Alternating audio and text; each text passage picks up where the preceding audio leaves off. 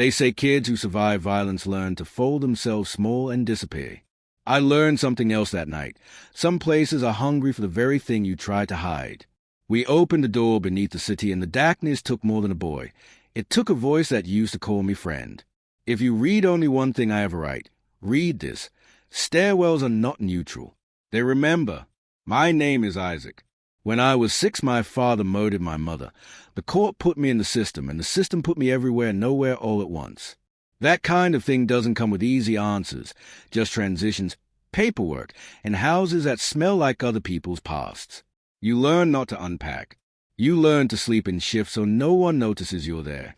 You learn to read rooms like maps of trouble and steer around the red XS. By the time I was 14, I was living with 2 other boys in a battered South Side house that clung to life between burnt-out lots and bodegas. Kenny was a year older and had the sort of swagger that passed for armor. Clay was quieter, solid, the sort of kid who'd hum under his breath and share his crust of bread without a second thought. We weren't a family so much as a makeshift pact against being alone.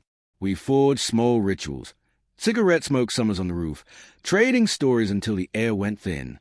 The city outside was a constant soundtrack of sirens and slurred arguments, but on the roof, with the lights of the skyline like bruises at the horizon, you could imagine the world had been put on pause just for you 3. Kenny loved being the center of whatever we did. He loved pushing at edges, rules, people, dares. He told stories like he was testing fate, to see if she'd slap him or let him pass. So when he came home one night with a thick plastic bag in his hand and a grin that looked like it wanted trouble, we listened. The guy I bought it from, he said there's a stairwell downtown. Haunted. Nobody's made it to the bottom, Kenny said, dumping the bag on the table like a prize. He had a way of talking about danger like it was a movie script, and we were the audience. Clay laughed, skeptical. I tried to, too, but I let my voice trail off. There's always that small part of you that wants to know, even if you know you shouldn't. Maybe because the other options are damp couches and thrift store dinners and a feeling you're shrinking into the walls. Curiosity feels like air. We didn't go out that night, but the idea climbed into our heads and made our bones itch. We argued. We smoked Kenny's half-stolen pack. We made bets. By dawn it was settled that at the first real snow we'd go, like a childish rite of spring. Only ours began with ice and scraped knuckles. The morning it snowed was metallic cold, the kind that makes your breath snap like thin glass. By evening the city was muffled, hushed in that heavy, indifferent way snow makes everything feel new and blank. We wrapped layers on and left with the silly bravado of people trying to outshout dread. The place wasn't obvious. No boarded-up sign, no Gothic facade, just an alley that smelled of iron and old rain, and a chain-link fence with a ragged hole. Whoever before us had been in a hurry, or someone else in a hurry had left it undone. The building's door was a hatch, squat and rusted, like it was meant for rats and pipes, not boys from the neighborhood. Kenny crawled first through the hole as if he was born for narrow places. I squeezed after him, the metal rough against my palms. Clay's jacket snagged and ripped, and he left it on the fence like another sacrifice. The cold bit as we slipped through. The city behind us sounded distant. Cars, muffled laughter, like a life we were stepping away from.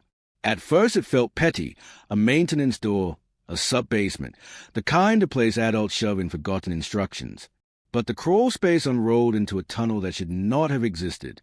It folded away further than the outside architecture ought to allow, swallowing our flashlights into a long, narrow throat of concrete. The ceiling brushed our backs. The air was thick with rot and something older and sweeter, like the stone itself had been soaked in a sorrow we could taste. Then the stairwell opened. You don't notice the way the darkness is built until you see it pull at the edges of light. The steps dropped away into a pit that swallowed the beam of our flashlights. The walls were carved with shallow marks. Hands, faces, an almost human geometry that made my mouth dry. Wet streaks clung to the concrete. Cold made the metal railing slick under my fingers. The first time a sound met us it could have been wind. But the sound multiplied until it was a chorus, whispering, not in any language I knew, not quite words, more like names being tried on for size. Kenny took the lead. "It's nothing," he said, and the grin that should have been defiant felt tattered at the edges. We moved down as if we were steps in someone else's plan, each footfall hollow and careful. Clay kept a hand on the railing, knuckles white. I kept my eyes on the steps, because if you look at a thing long enough in the dark, it often turns on you. Your mind supplies the rest. Halfway down the shaft, the whispering sharpened into a scream that was everywhere and nowhere at once. A human voice stretched and folded in on itself until it became something to feel rather than hear. The ground under our feet jutted. A chunk of concrete near us crumbled without warning, and the world showed a hole that had no bottom we could see, just teeth of stone and a throat of pure, cold shadow. Kenny laughed, a sound like someone trying to hide from the truth. Then his hand found the railing and the rail slipped. His foot found nothing. I don't know how long the leap felt. The angle of the stair was wronging gravity, the echo of his scream setting in my bones, the grip of our hands failing as if the world had learned to let go.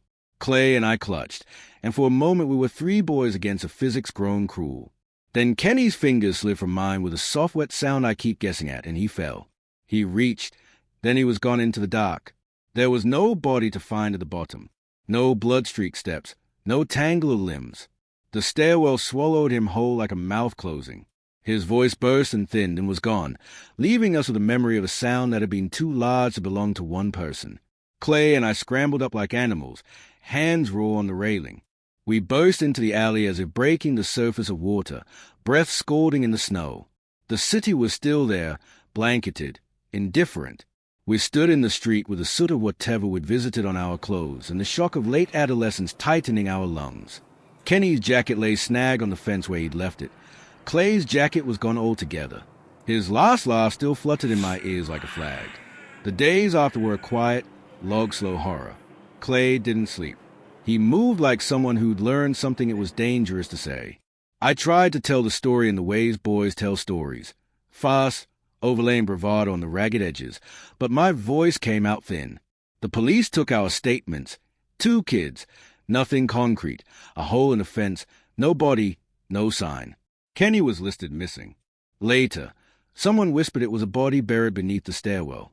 Later still, someone swore they'd seen him walking 3 blocks over, then had to eat their words. The city takes in such things and files them under unexplained with a shrug. I stopped going on roofs. I stopped taking other dares. I stood outside Kenny's room once and imagined the trace of him in the house, the way he sat, the dent he left on the couch, and I thought about how a person can be made to vanish, and the rest of us must always carry that hole like a scar. For a while, the idea of the stairwell was a nightmare I shoved under the floorboards of my mind. We are good at hiding. Then, years later, when the cold had taken everything softer around the edges and I'd aged into the sort of man who talked about time healing out of politeness, the stairwell came back to me like a debt. Not because I wanted to know whether Kenny was alive. Not because I believed he might be. But because some things don't stop taking whether you look or not. The stairwell had taken him. Maybe it was still hungry. Now I'm 25.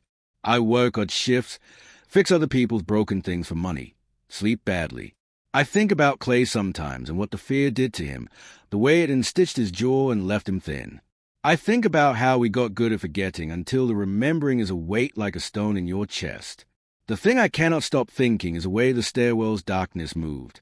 It felt almost deliberate, as if the place had learned how to make choices about what it wanted. I'm going back, not because I'm brave, not because I have any illusions about closing doors that were never meant to be shut. I'm going back because there are things I couldn't say the night we ran, because someone was taken and the city kept walking, and I'm tired of carrying a story I haven't finished telling. Maybe I'll find a body. Maybe I'll find nothing at all but ruin. Maybe there's nothing left down there but an echo. Or maybe, the worst part, maybe the stairwell remembers us kindlier than we remember ourselves, and it keeps what it wants like a miser with a coin.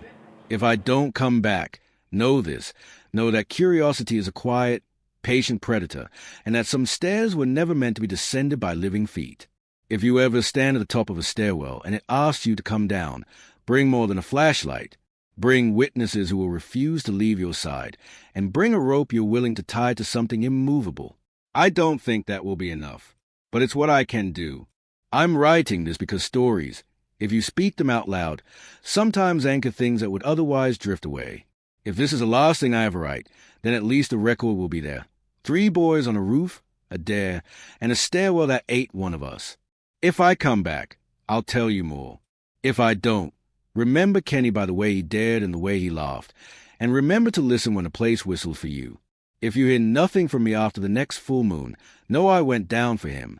And if you find anyone asking about a stairwell under the city, tell them to stay upstairs.